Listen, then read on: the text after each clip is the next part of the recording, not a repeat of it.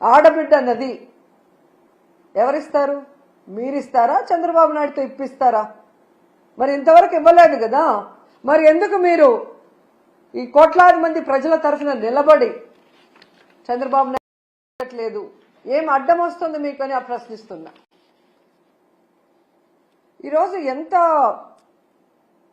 దారుణంగా తయారయ్యారంటే, నేను నా కొడుకు పవన్ కళ్యాణ్ గారు అధికారంలోకి వచ్చేసాం కాబట్టి ఈ రాష్ట్ర ప్రజలు ఏమైపోయినా పర్వాలేదు, వీళ్ళకి మనం చెప్పింది ఏది చేయాల్సిన అవసరం లేదు అని ఎంత కేర్లెస్ గా ఈ ప్రభుత్వంలో ఉన్న పెద్దలు ప్రవర్తిస్తున్నారో మనం అందరం కూడా గమనించాలి.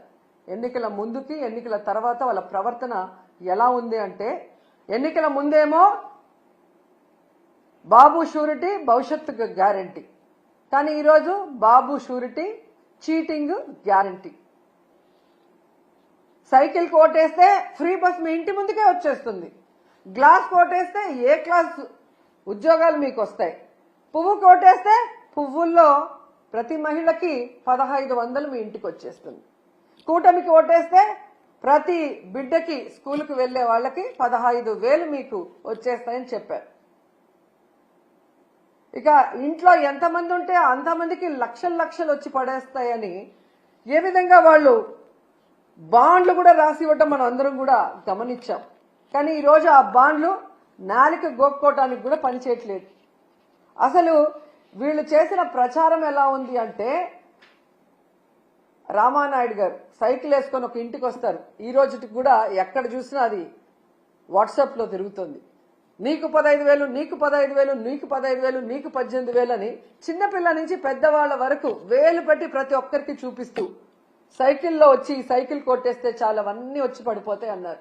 మరి అదే సైకిల్ మీద ఈ రోజు వెళ్లి అవన్నీ ఎందుకు వాళ్ళకి అందించలేకపోతున్నారు?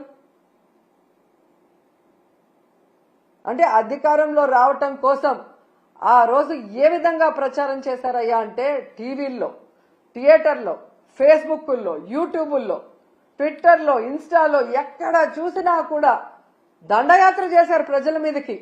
ఒకవేళ తెలుగుదేశానికో కూటమికో ఓటేయకపోతే ప్రతి ఇంట్లో ఉన్న మహిళ లక్షలాది రూపాయలు మిస్ అయిపోతుందేమో అన్నట్టుగా ఊదరగొట్టి, ఈరోజు మీరు చూస్తే సంపద సృష్టించాక, ఆదాయం పెరిగాక మేము ఇవన్నీ చేస్తాము అని ఎంత చావు కబురు చల్లగా చెప్తున్నారు. ఇంకా గట్టిగా అడిగితే జగన్మోహన్ రెడ్డి గారి వల్లే ఇవన్నీ ఇవ్వలేకపోతున్నామంటారు. ఎంత సిగ్గుచేటో ఒకసారి ఆలోచించండి. ఈరోజు తెలుగుదేశం పార్టీ, జనసేన పార్టీ వాళ్ళ ఇంట్లో ఎవరికైనా జలుబు వచ్చినా, వాళ్ళకి తుమ్ములు వచ్చినా అది జగన్మోహన్ రెడ్డి గారి వల్లే అని చెప్పుకునే అంత దిగజారిపోయారనేది ఈ మధ్యకాలంలో టీవీలు చూసిన వాళ్ళందరికీ అర్థమై ఉంటుంది. ఈరోజు నేను ఈ కూటమి ప్రభుత్వంలో ఉన్న నాయకులు అందరికీ కూడా చెప్పేది ఒక్కటే, మీ మేనిఫెస్టో మీ దగ్గర లేకపోతే ఒకసారి ఆ మేనిఫెస్టో తెచ్చుకొని చూడండి, లేకపోతే మేము పంపిస్తాం మేము మేనిఫెస్టో.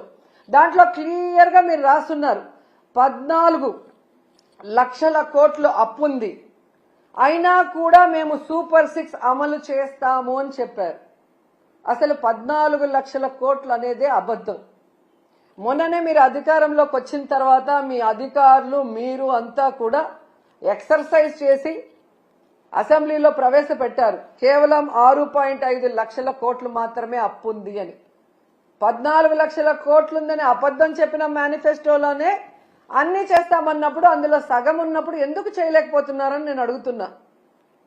అసలు ఇప్పటికీ రాష్ట్రం విడిపోయాక మొదటిగా ముఖ్యమంత్రి అయింది మీరే. మీరు దిగిపోయేటప్పటికి ఎంత అప్పు ఉంది, మీరెంత అప్పు చేశారు, మీరు ప్రజలకు ఏం సంక్షేమాన్ని ఇచ్చారు, రాష్ట్రానికి ఏం అభివృద్ధి చేశారో ఒక వైట్ పేపర్ రిలీజ్ చేయండి. ఆ